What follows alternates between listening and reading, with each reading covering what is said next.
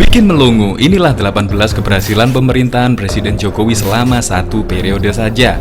Selama 4 tahun, pemerintahan Presiden Jokowi telah melakukan upaya besar demi pemerataan dan menegakkan keadilan sosial di Indonesia. Beragam kebijakan telah diluncurkan demi meningkatkan kekuatan ekonomi rakyat dan mewujudkan keadilan sosial bagi seluruh rakyat Indonesia. Mewujudkan kemandirian ekonomi bangsa. Transformasi struktural terus berlangsung sejalan dengan prioritas pembangunan untuk mencapai kemandirian ekonomi dan keadilan sosial bagi seluruh rakyat Indonesia, ungkapnya. Berikut ini adalah 18 keberhasilan pemerintahan Jokowi yang disampaikan Ketua TKN Jokowi dan Ma'ruf Selasa 21. Nomor 1, harga-harga terkendali. Pada masa pemerintahan Jokowi, laju kenaikan harga relatif terjangkau dan terjaga untuk meningkatkan kesejahteraan rakyat. Nomor 2, kemiskinan terendah. Pemerintah berhasil menurunkan persentase tingkat kemiskinan hingga mencapai kemiskinan pada Maret 2018 terendah sepanjang sejarah. Dan yang ketiga, semakin banyak warga yang bekerja. Perekonomian yang menarik tercermin dari semakin menurunnya jumlah pengangguran terbuka dan tingkat pengangguran terbuka.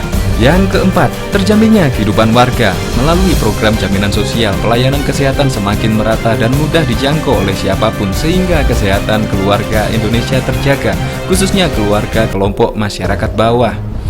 Nomor 5, kualitas hidup meningkat. Peningkatan derajat kesehatan mampu mendorong produktivitas dan kualitas hidup masyarakat, generasi masa depan, pendapatan akses pelayanan yang baik. Nomor 6, tingkat pendidikan mulai membaik. Kini wajib belajar menjadi 12 tahun dari sebelumnya yang hanya 9 tahun. Peningkatan akses pendidikan untuk mencerdaskan kehidupan bangsa sehingga dapat mendorong kualitas SDM. Nomor 7, penguasaan aset mulai menyebar. Seluruh transformasi struktural yang dilakukan pemerintah pada ujungnya mampu menekan konsentrasi penguasaan aset oleh sekelompok orang. Nomor 8, BBM satu harga. Hingga Oktober 2017, kebijakan BBM satu harga telah diimplementasikan di 25 titik wilayah dari target 54 titik wilayah di seluruh Indonesia.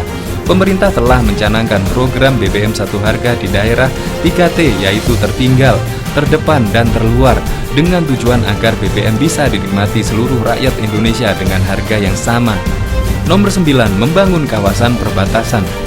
Membangun infrastruktur di NTT seperti ruas Dufala, Nualain, ruas Motamasin, Laktutus, Davala. Total sepanjang jalan yang dibangun yaitu 176,2 km dengan jalan yang sudah tembus 151,1 km dan yang belum tembus 25,1 km. Pembangunan infrastruktur di Kalimantan seperti Balai Karangan, Etikong, Batas Sarawak, Malaysia, Kalimantan Barat, Timur, dan Utara. Total sepanjang jalan yang dibangun yaitu 1920,1 km dengan jalan yang sudah tembus 1582 km dan yang belum tembus 337 km. Dan yang ke-10, poros maritim kian nyata. Pembangunan sentra kelautan dan perikanan terpadu SKPT masih terus didorong untuk memperbanyak pusat pertumbuhan ekonomi baru di kawasan pesisir dan pulau kecil. Selain itu, pemerintah juga memberikan layanan perlindungan asuransi nelayan. Nomor 11, perizinan berusaha makin mudah. Pemerintah terus melakukan penyederhanaan birokrasi dalam pemudahan berusaha dengan mencabut, menggabung, dan menyederhanakan regulasi dan menyediakan platform perizinan perusahaan yang mudah dan cepat. Bagi kami di dunia usaha, ini bisa menumbuhkan investasi di Indonesia karena ini salah satu keluhan utama bagi investor. Selama ini masih terus berbeda kebijakan yang ada di pemerintah pusat dan daerah, ungkapnya. 12, peringkat investasi membaik. Pemerintah terus menciptakan kebijakan perekonomian untuk mendorong peringkat investasi Indonesia. 13, daya saing membaik. Daya saing Indonesia di kancah global terus meningkat sejalan dengan perbaikan regulasi. Nomor 14, proyek strategis nasional. Pemerintah berupaya meningkatkan daya saing dan produktivitas melalui penciptaan konektivitas antar wilayah dalam proyek strategis nasional. Berdasarkan Perpres nomor 58 tahun 2017, terdapat tambahan investasi yaitu 395 triliun dari 3 PSN baru di wilayah Maluku dan Papua, 3 triliun dari 3 PSN baru di wilayah Sulawesi, dan 3 triliun dari 3 PSN baru di wilayah Bali dan Nusa Tenggara. Nomor 15, komitmen membangun desa. Pembangunan dari desa merupakan kebijakan pemerintahan untuk menghadirkan pemerataan ekonomi yang berkeadilan. Di tahun 2017, dana desa mencapai 60 triliun dan transfer daerah di tahun 2017 adalah 704,92. 16. Intensif pajak UMKM. Daya saing pelaku UMKM diharapkan meningkatkan sehingga mampu ikut serta dalam kegiatan usaha formal. Menurut Peraturan Nomor 23 Tahun 2018 tentang pajak penghasilan atas penghasilan dari usaha yang diterima atau diperoleh wajib pajak yang memiliki peredaran bruto tertentu, pemerintah memangkas pajak penghasilan UMKM dari 1% menjadi 0,5%.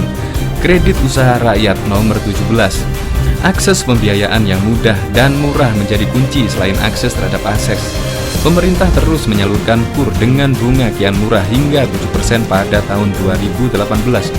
Realisasi penyaluran KUR sampai dengan 31 Juli 2017 sebanyak 69,9 triliun, yaitu 65,53% dari target. 110 triliun dengan penyaluran KUR dibagi 3, yaitu KUR mikro 71%, KUR retail 28%, dan KUR TKI 0,3%. Dan yang terakhir nomor 18, distribusi aset untuk rakyat. Menuju kemandirian ekonomi melalui redistribusi aset dan akses melalui program reforma agraria. Capaian redistribusi aset sampai dengan Agustus 2017 adalah 245.097 bidang dan 187.036 hektar. Legalitas aset sampai dengan Agustus 2017 adalah 2.861.556 bidang dan 508.331 hektar, dengan capaian redistribusi dan aset dan legalitas aset 3.106.653 bidang dan 695.427 hektar.